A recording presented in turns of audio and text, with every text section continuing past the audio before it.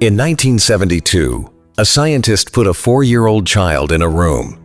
On the table in front of the child was one marshmallow. The scientist said one thing: "I am going to leave the room. If you do not eat this marshmallow while I am gone, when I come back, I will give you 2 marshmallows." Then he left.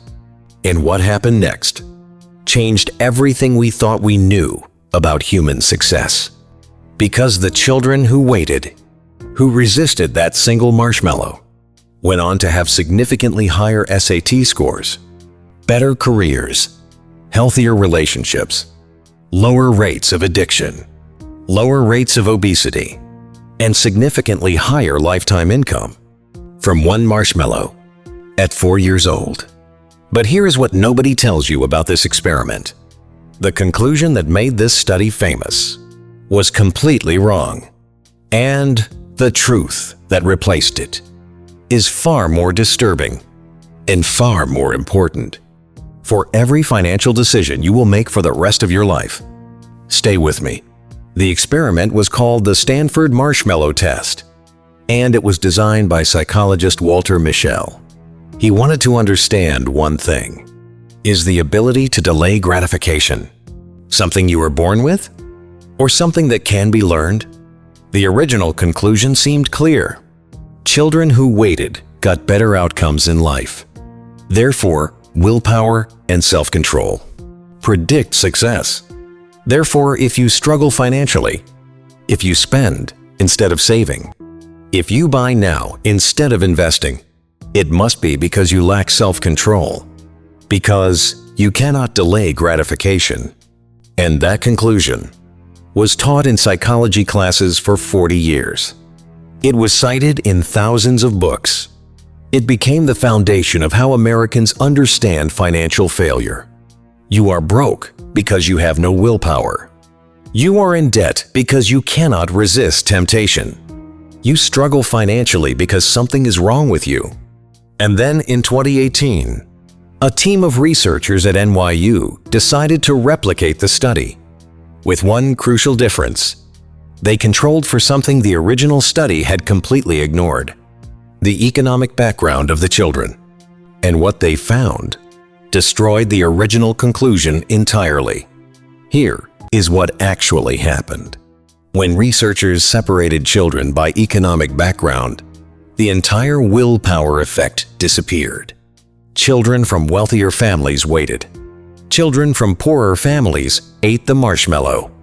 Not because wealthy children had more willpower, not because poor children were less disciplined, but because of something far more rational, far more logical, far more devastating. Put yourself in the shoes of a child who grows up in an unstable home, where promises are broken regularly, where adults say they will return and do not, where resources that exist today may be gone tomorrow. For that child, eating the marshmallow immediately is not weakness. It is the smartest possible decision, because the second marshmallow might never come.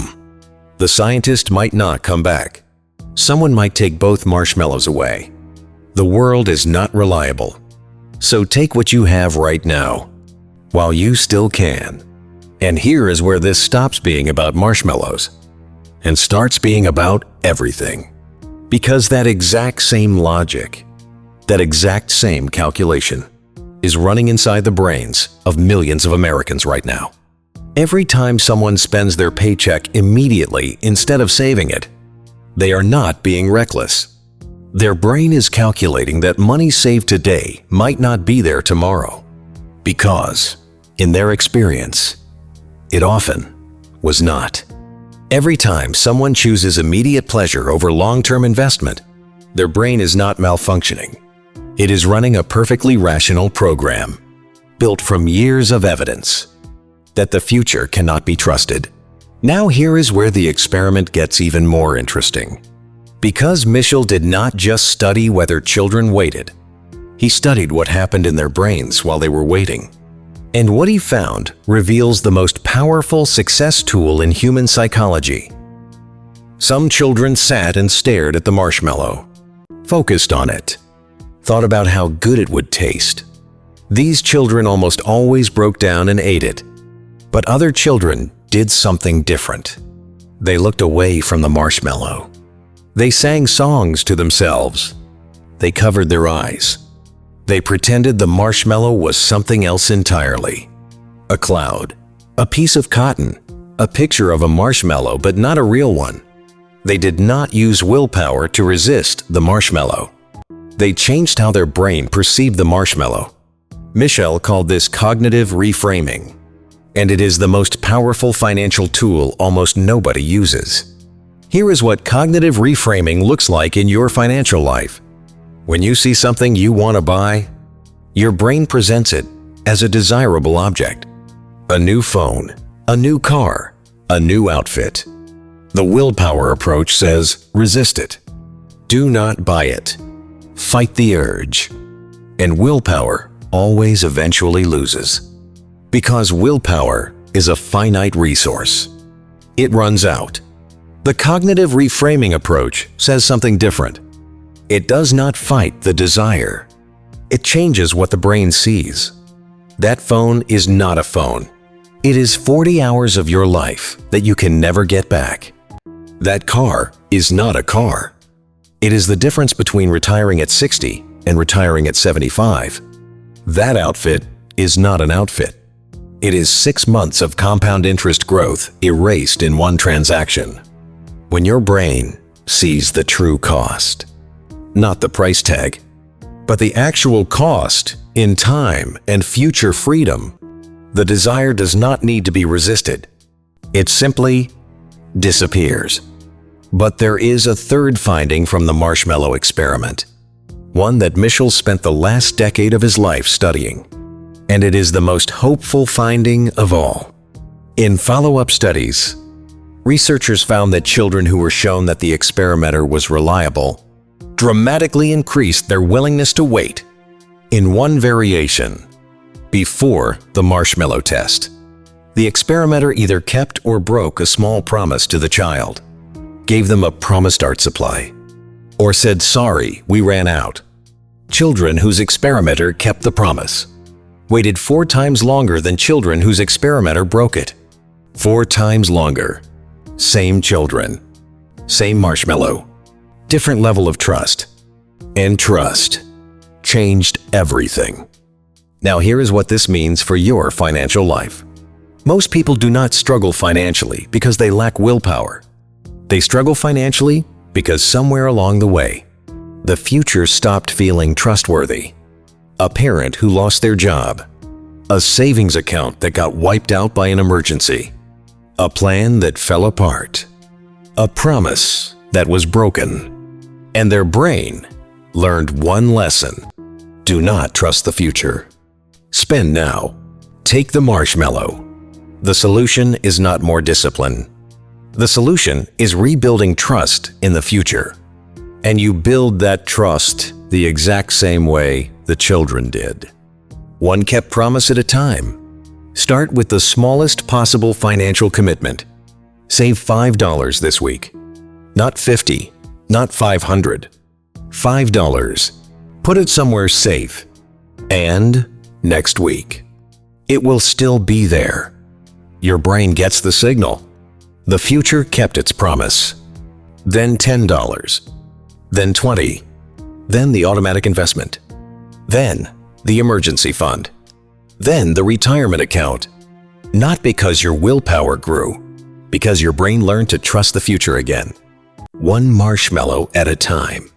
The marshmallow experiment did not prove that poor people lack willpower. It proved that distrust of the future is a completely rational response to an unreliable world. And it proved that the path back is not discipline. It is evidence. Evidence that the future can be trusted. Evidence that you gather. One small kept promise at a time. Starting today. Now I have a question for you, and I want your honest answer in the comments. If someone put a marshmallow in front of you right now and promised you 2 marshmallows if you waited, would you wait? And more importantly, do you actually believe the second marshmallow would come? Drop your answer below. One word. Yes or no. Because your answer reveals more about your financial psychology than any test you have ever taken. And I want to know if this video reframed how you see your own financial behavior. Share it with one person right now. Someone who has been told their whole life that they are bad with money. Someone who has been called undisciplined. Someone who has been made to feel like their financial struggle is a character flaw. Because it is not a character flaw. It never was. And they deserve to know that. Share this with them. Hit that like button right now. Because this research needs to reach people who have spent their entire lives believing something false about themselves. Subscribe to Psycho Wealth and hit that bell. Because next week, we are going somewhere that connects everything we have covered so far into the hidden system that was specifically built to make sure you never trust the future enough to build wealth in it. The complete picture, finally revealed. You do not want to miss it. This is Psycho Wealth, and this is just the beginning.